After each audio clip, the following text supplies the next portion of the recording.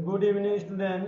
आज आप लोगों को बताया जाएंगे, हम लोग पढ़ रहे थे बायोलॉजी में, हम लोग दूसरा चैप्टर पढ़ रहे थे शोषण के बारे में। शोषण में कल शोषण में आप लोग को बताया गया था मानव शोषण तंत्र की बनावट के बारे में चर्चा कर रहे थे, जिसमें आज हम लोग पढ़ेंगे नासा गुहा के बारे में, नेसीफोरी फैरी बक्स के बारे में, लैरिकेंस के बारे में, कंठ या टैर्किया के बारे में, शोषणी या ब्रोंक्स के बारे में, फेफड़े के बारे में और डायफ्राम के बारे में। ये सब के बारे में आज हम लोग जानेंगे, समझेंगे। इसके बारे में बहुत अच्छे से समझाया जाएगा। आप लोग जरूर क्लास को पूरा देखिएगा। अभी तक चैनल को सब्सक्राइब नहीं किया तो आप लोग चैनल को जरूर सब्सक्राइब कीजिएगा, दोस्तों के पास शेयर कीजिएगा। तो सबसे पहले हम लोग देखते हैं नासा गुहा के बारे में। पहला नंबर हम लोगों को क्या है, नासा गुहा। तो नासा गुहा के बारे में समझिएगा। यहाँ पे नासा गुहा,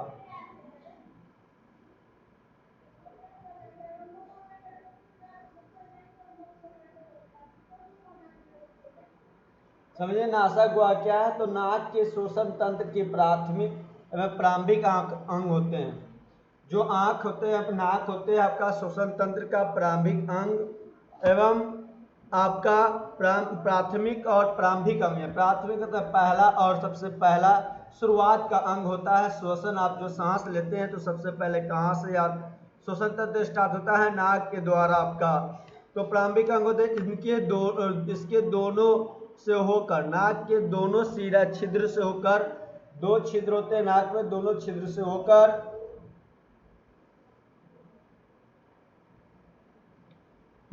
वातावरण के वायु में भीतर प्रवेश करती है। इसके भीतर में प्रवेश कर जाती है। नाक के दोनों छिद्र पीछे जाकर एक चौड़े क्षेत्र में खुलते हैं। नाक के जो जाकर पीछे के चौड़े क्षेत्र दोनों में जाकर खुलते हैं, जिसे नासा गुहा कहता है। और उसे क्या कहते हैं, नासा गुहा कहते हैं। नासा की गुहा की आंतरिक भित्ति श्लेष्मा ग्रंथियां पाई जाती है, जिसके कारण वह गोल गीली होती है। और क्या होती है, नाक में के नास गुहा के आंतरिक भित्ति में श्लेष्मा ग्रंथि पाई जाती है, उसी के कारण श्लेष्मा ग्रंथि के कारण ही आपके वो क्या होती है, गीली रहती है। और नास गुहा में वायुमंडल में पहुंचने वाला आयु में उपस्थित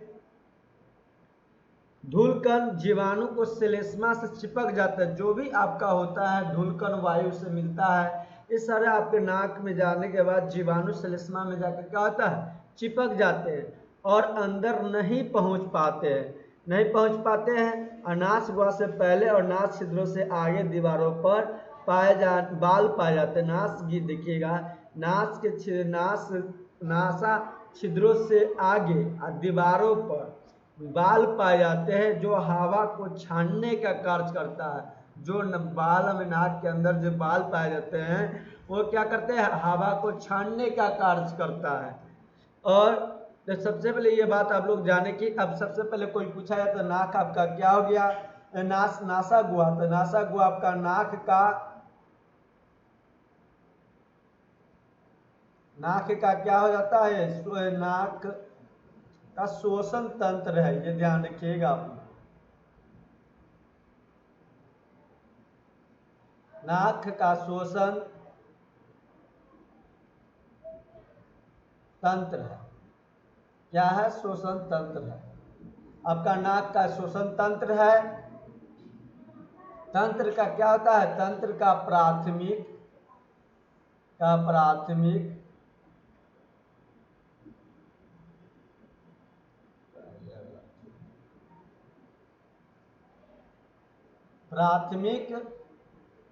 और प्रारंभिक अंग है। प्रारंभिक अंग है। तो आपने क्या सीखा कि नाक जो है आपका श्वसन तंत्र का प्राथमिक और प्रारंभिक अंग है। ये इसके दोनों नाक होकर, इसके दोनों ओर क्या होकर, इसके दोनों छिद्रों से होकर वातावरण के वायु को क्या करता है, आपको भीतर प्रवेश करता है। ये भी बताया गया था आप लोग को। और दोनों छिद्र के पीछे जाकर चौड़े क्षेत्र में खुलते हैं, जिसे क्या कहते हैं, नास गुहा। नाक के दोनों छिद्र। अब मान लीजिए आपसे पूछा जाए कि नास गुहा क्या है, तो नासा गुहा के बारे में याद रखिए, नाक श्वसन तंत्र का प्राथमिक और प्रारंभिक अंग है। और सेकेंड बात आपसे पूछा जाए कि नास गुहा किसे कहते हैं, तो याद रखिएगा आप लोग क्या लिख सकते हैं कि नाक के दोनों छिद्रों में, नाक के दोनों छिद्रों,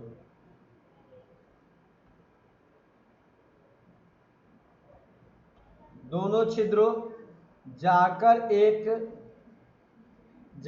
एक चौड़े क्षेत्र में खुल जाता है, चौड़े क्षेत्र में खुलते हैं,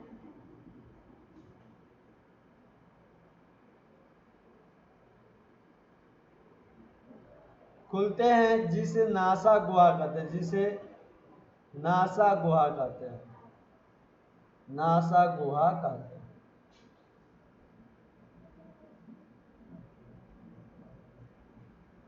नासा गुहा कहते हैं। नासा गुहा के भीतर कौन सी संश्लेषणी पाई जाती है? तो नासा गुहा के भीतर, याद रखिएगा आप लोग, नासा गुहा के भीतर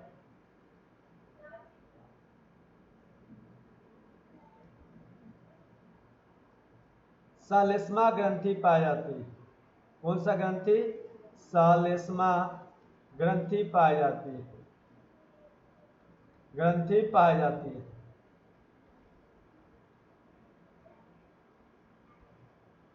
सालेस्मा ग्रंथि पाई जाती है और इसी के कारण आपको बताया गया कि वह गीली होती है। नासा गुहा के अंदर पहुंचने के धूलकण को सालेस्मा रोकने चिपक जाते हैं, उसे रोकने के कार्य करता है, जो बाहर अंदर नहीं पहुंच पाता है नासा गुहा के पहले, और नासा छिद्र से आगे दीवारों पर बाल पाए जाते हैं जो हवा को छानने का कार्य करता है। अब इसके बाद हम लोग क्या सीखेंगे?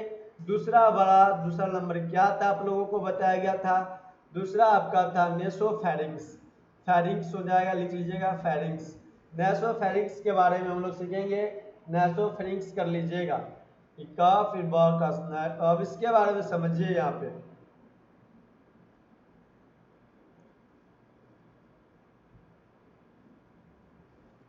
तो अब इसके बारे में जानेंगे हम लोग।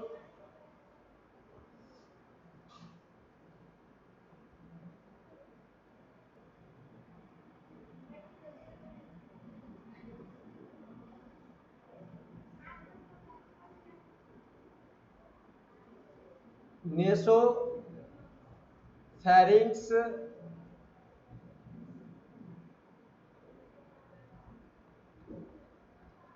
नेसोफेरिंक्स तो नेसोफेरिंक्स के बारे में समझिएगा आप लोग। सबसे पहले नेसोफेरिंक्स, तो नेसोफेरिंक्स के बारे में ध्यान से समझने की कोशिश कीजिएगा कि नासा गुहा के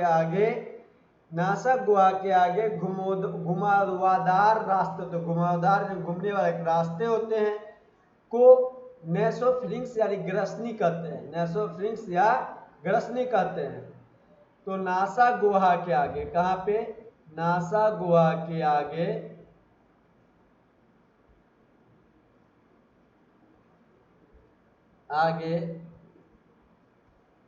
घुमावदार रास्ते को नेसोफेरिंक्स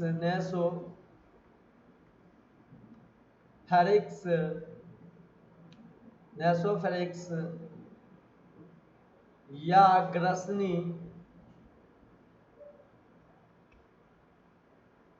कहते हैं, ग्रसनी कहते हैं। और ग्रसनी के एक छिद्र द्वारा श्वास नली, जो ग्रसनी के एक छिद्र के द्वारा, ग्रसनी में एक छिद्र होता है, उसी के द्वारा श्वास नली में खुलती है। इसे गलाटिक्स कहते हैं। अब गलाटिक्स कहते हैं जो शोषण ग्रसनी के छिद्र होता है और उसके छिद्र जो खुलते हैं ना, श्वास नली में खुलती है, उसे हम गलाटिक्स कहते हैं। तो गलाटिक्स के बारे में भी लिख सकते हैं आप लोग। और यह एक उपास्थित युक्त कपाट द्वारा ढका रहता है जिसे एपीग्लास्टिक कहते हैं। यह श्वास नली में भोजन के कणों को जाने से, श्वास नली को क्या करता है? भोजन के कणों को जाने से रोकता है। कौन रोकता है? तो एपीग्लाटिक्स रोकता है। ये एक उपास्थित कपाट द्वारा ढका रहता है जिसे एपीग्लाटिक्स कहते हैं। ये श्वास नली में भोजन के कणों को जाने से रोकता है। तो पहले हम लोग किसके बारे में लिख लेते हैं? पहले हम लोग लिखते हैं गलाटिक्स के बारे में। गलाटिक्स, गलाटिक्स। ग्लाटिस। तो ये समझिएगा आप लोग पहले इसके बारे में। तो ग्लाटिस क्या होते हैं? इसे यह एक उपास्थित युक्त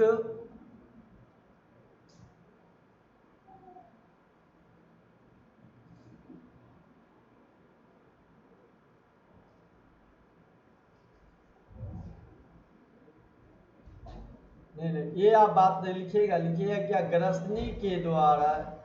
क्या हो जाएगा आपका? ग्रसनी।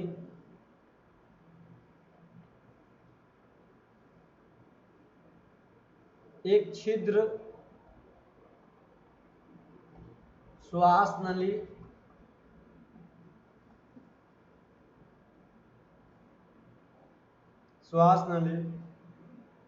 में खुलती है, में खुलती है।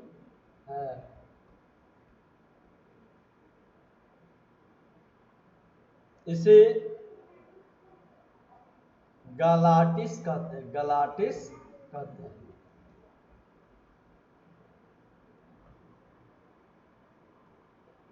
ये ग्लाटिक्स था आपका। अब देखिए इसके बाद हम लोग किसके बारे में एक और बात जानते हैं, किसके बारे में? तो इपीग्लाटिक्स के बारे में।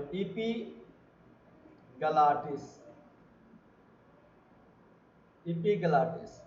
तो इपीग्लाटिस के बारे में देखिएगा ध्यान से आप। यह श्वास नली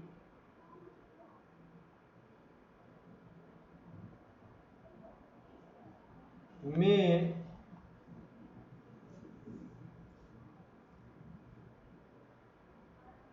यह एक लिखिएगा, श्वास नली में यह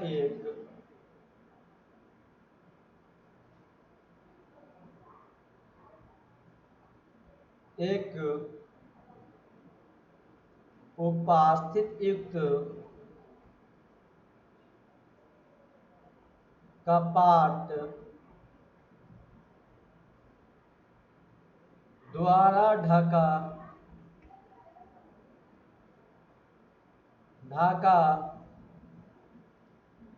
रहता है, जिसे एपीग्लाटिस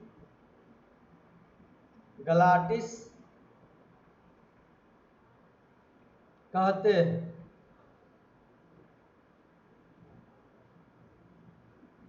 एपीग्लाटिस कहते हैं। यह क्या क्या करता है? यह श्वास नली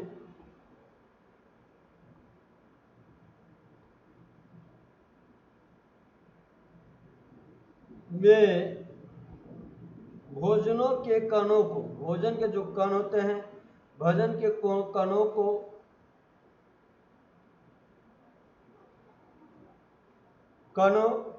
को जाने से रोकता है, कणों को जाने से रोकता है, जाने से रोकता है। तो ये एक उपास्थित एक तो कपाट द्वारा ढका रहता है, जिसे एपीग्लाटिक्स कहते हैं। ये श्वास नली में भोजन के कणों को जाने से क्या करता है? रोकता है। ये बात था आपका नेसोफेरिक्स में। इनासा गुहा के आगे घुमावदार रास्ते होते हैं, जिसे नेसोफेरिक्स या ग्रसनी कहते हैं। अग्रसनी कहते हैं। ये ग्रसनी एक छिद्र द्वारा श्वास नली में खुलता है। जो श्वास ग्रसनी एक छिद्र के द्वारा, जो सांस छिद्र के द्वारा, आपके छिद्र के द्वारा कर लीजिएगा, यहाँ पे द्वारा, छिद्र के द्वारा, यहाँ पर छिद्र के द्वारा कर लीजिएगा, छिद्र के द्वारा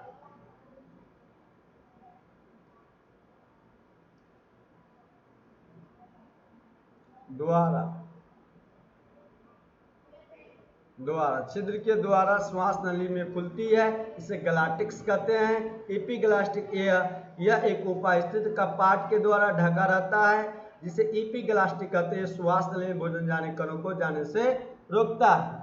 अब बात आती है, तो आप लोग सीखिएगा, इसके बाद समझिएगा। अब हम लोग सीखेंगे तीसरा बात किसके बारे में? लैरिकिन्स के बारे में। लैरिकिन्स।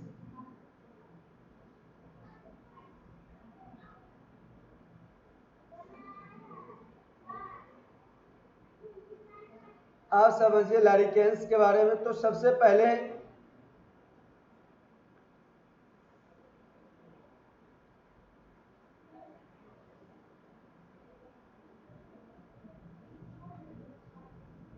अब देखिए नेसोफिरिंक्स के आगे की ओर बढ़िएगा, जैसे ही हम नेसोफिरिंक्स के आगे बढ़ते हैं, बढ़ने पे कि वायु मार्ग एक रास्ता खुलता है, वायु का जो हवा जाने के रास्ता सीधा हो जाता है। और यहाँ के से कंठ के पहले के क्षेत्र को हम क्या कहते हैं, लैरिकेंस या ग्रसनी कहलाता है। कंठ के पहले वाले क्षेत्र को हम क्या कहते हैं, लैरिकेंस या क्या कहते हैं, ग्रसनी कहते हैं। यह उपास्थित का बना होता है। आप लोग लिख सकते हैं कि नेसोफेरिंक्स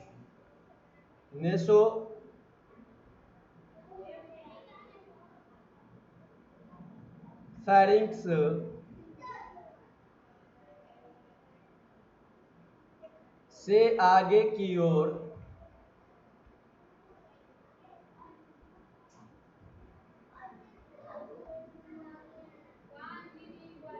बढ़ने पर वायु मार्ग सीधा हो जाता है।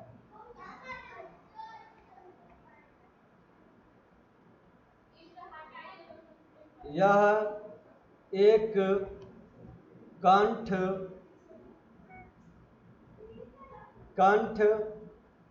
के पहले का क्षेत्र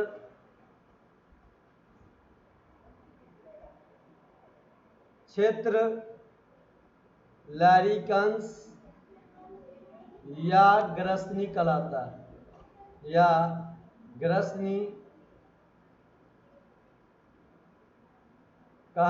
है। यह किससे बना होता है, उपास्थित का बना होता है।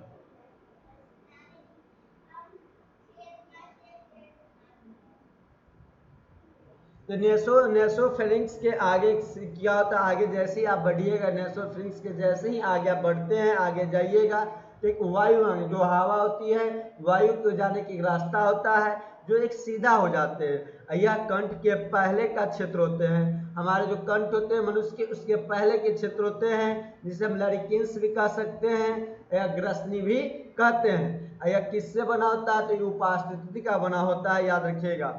अब इसके ऊपर अस्तित्व का बनाता है, अस्थिति का। अब इसके बाद हम लोग चौथा बात जानेंगे, किसके बारे में, कंठ के बारे में। कंठ या ट्रैकिया के बारे में। कंठ भी वही चीज है, कंठ और ट्रैकिया एक ही का नाम है। दोनों नाम अलग अलग, नाम अलग अलग, लेकिन एक ही चीज का नाम है, ट्रैकिया। जिसे हम कह सकते हैं वाक यंत्र भी कहते हैं, वाक यंत्र भी कह सकते हैं, वाक यंत्र। तो अब आप लोग यहाँ देखिएगा कि यह एक लंबी चौड़ी उपास्थित अस्थि की बनी होती है, जो वाक यंत्र होता है, आपका कंठ होता है, ट्रैकिया होता है। यह एक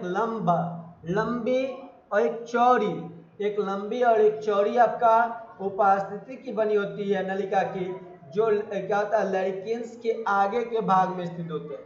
ये आपको कहाँ स्थित होंगे, लैरिकिन्स के आगे। लैरिकिन्स आपको किसके आगे था, आपको नेसोफेरिंक्स के आगे था। नेसोफेरिंक्स के आगे लैरिकिन्स के आगे आपका क्या हो जाएगा, आपका ये कंठ हो जाएगा या टर्किया हो जाएंगे, ठीक ना। तो यह बात रखिएगा, लंबी चौड़ी उपास्थिति की बनी होती है, लैरिकिन्स के आगे भाग में स्थित। लैरिकिन्स के आगे भाग में स्थित क्या होता है, आपका कंठ या टर्किया वाक्य। पुरुष के कंठ की उपास्थिति उठी हुई होती है, जो पुरुष की उपास्थित होती है, अस्थि होती है, वो एक उठा हुआ होता है। उनका कंठ के बीच में 2 स्वर रज्जु पाया जाता है। जो कंठ के बीच में कितने स्वर रज्जु पाए जाते हैं, तो 2 स्वर रज्जु पाए जाते हैं कंठ के बीच में, जिनके कंपन से वायु बोली जाती है या आवाज। जिनकी कंपन होने से आवाज, या तो कंपन होने से, जैसी आवाज 2 रज्जु की स्वर से कंपन होगी तो हमारे कंठ से आवाज पैदा होती है, कंपन से ही वाणी बोली जाती है। इस बात को ध्यान रखिएगा। तो एक कंठ, हम लोग कंठ या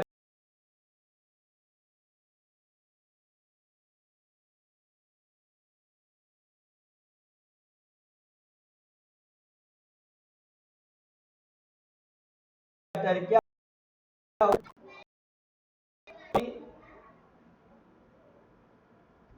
लंबी चौड़ी और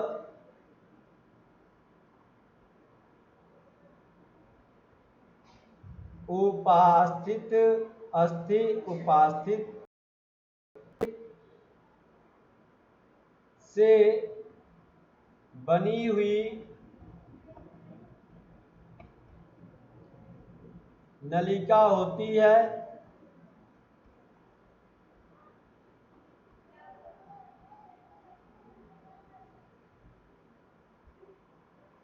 जो लैरिकेंस जो लैरिकन्स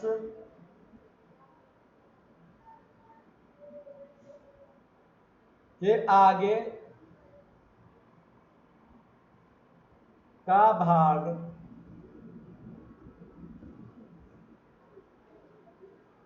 में स्थित होती है,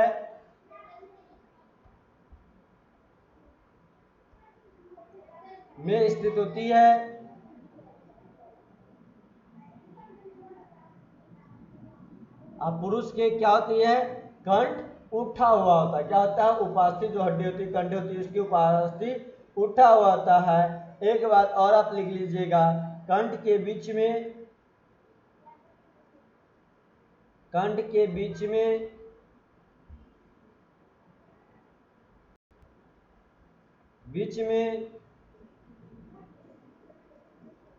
कंठ के बीच में दो स्वर रज्जु दो स्वर रज्जु पाए जाते हैं,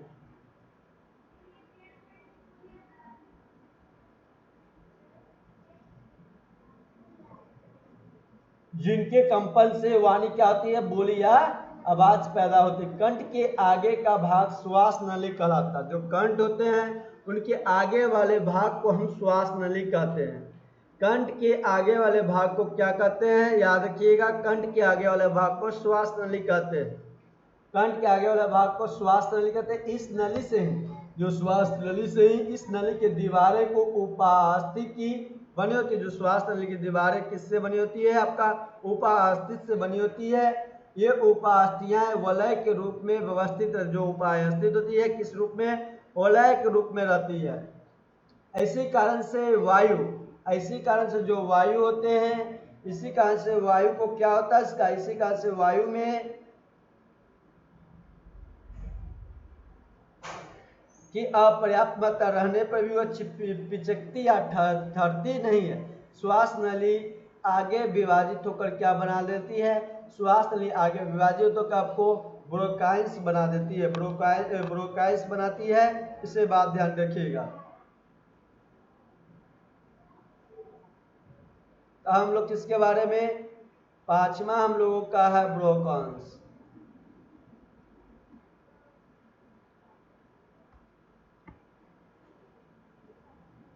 ट्रैकिया के आगे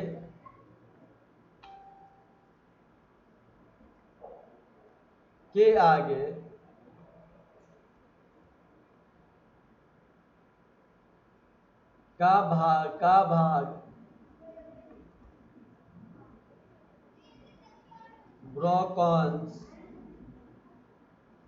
ब्रोंकस कर दीजिए, पूरा कर दीजिएगा, ब्रोंकस कहलाता है।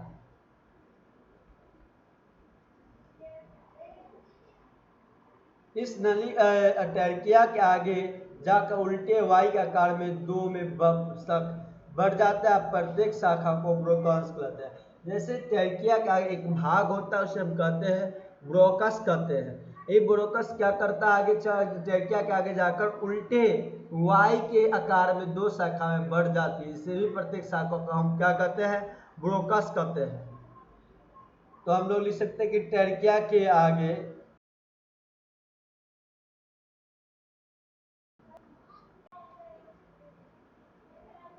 जाकर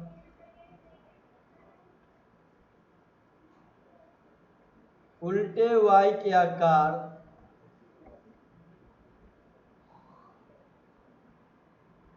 में दो दो शाखाओं में बढ़ जाते हैं।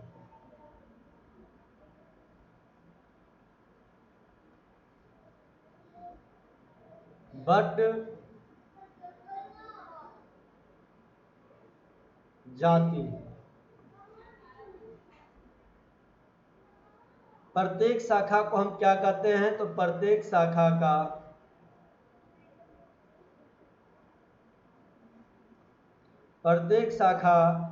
ब्रोकास कहलाते हैं, ब्रोकस। अब प्रत्येक शाखा क्या कहलाता है? ब्रोकस कहलाती है।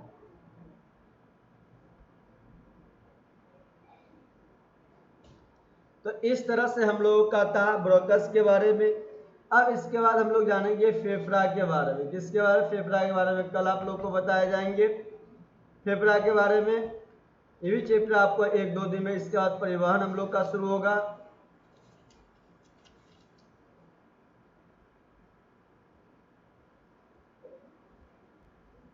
तो आप लोगों को आज इतना ही। इससे आगे आप लोगों को नेक्स्ट डे बताए जाएंगे। अच्छा लगा होगा वीडियो तो आप लोग वीडियो को लाइक कीजिएगा, कमेंट भी कीजिए।